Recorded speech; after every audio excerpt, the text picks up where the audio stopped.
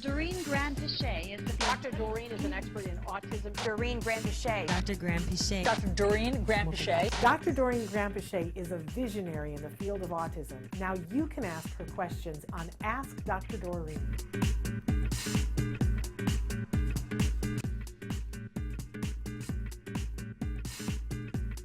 Amanda has written in a great question.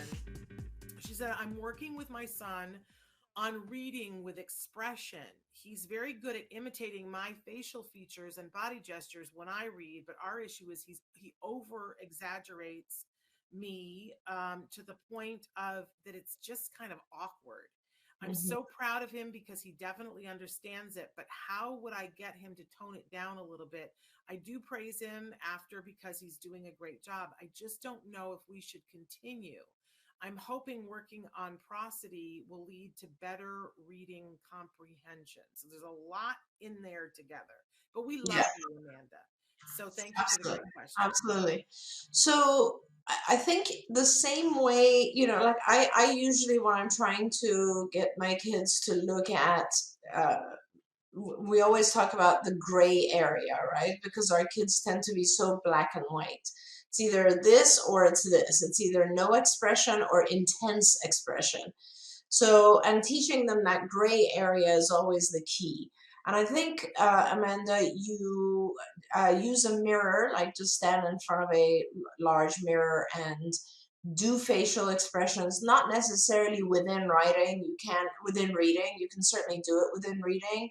But I think that you can just look at, you know, different grades, different levels of, let's say, and you'll label these as, you know, a little surprised, a lot surprised, for example. So you'll be like, or, right? And then he'll start to see the difference between those types of things. If you do it with him and you actually take the middle of what he's doing and what you're doing, like, you know, the point that you want, and actually label it as its own emotion, right?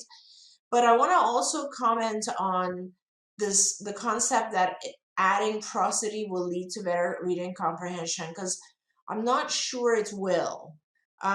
Because one of the, you know, our kids don't use prosody well. Prosody for our views is just sort of the sound of language, right? How we intonate and say things like, for example, when you're asking a question, the end goes up, right? And you just, it sounds a little bit different. But our kids don't use prosody well because they don't understand prosody. It's hard for them to read the intonations of sounds. So I'm not sure that's going to help him with reading comprehension. A lot of our kids, by the way, separately have issues with reading comprehension, just FYI.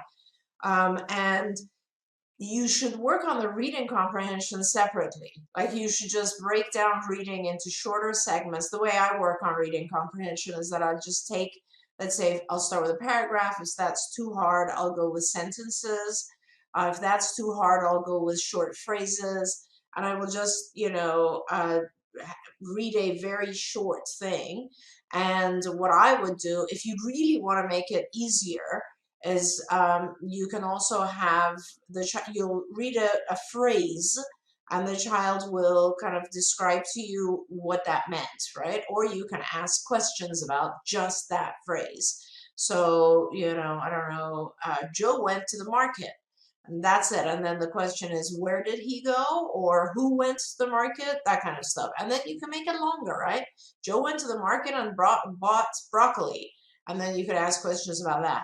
And then you make it into 2 sentences and eventually a paragraph and so on. And, you know, it is hard, and he should certainly be looking at the written words, because reading comprehension is easier, believe it or not, than listening comprehension.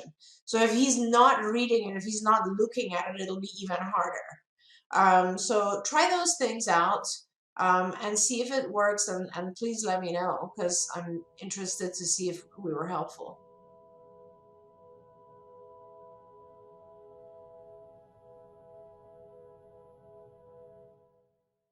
If you found anything helpful in this video, please give us a like. In fact, make sure that you smash that subscribe button on YouTube and give us a like on Facebook. You can also follow us on Twitter and Instagram for important updates. And please download our free podcast wherever you get your podcasts. See you next time. Until then, give your kiddos a hug from me and one for you too. Bye-bye for now. To subscribe, click here. And if you'd like to check out some more of our videos, click here.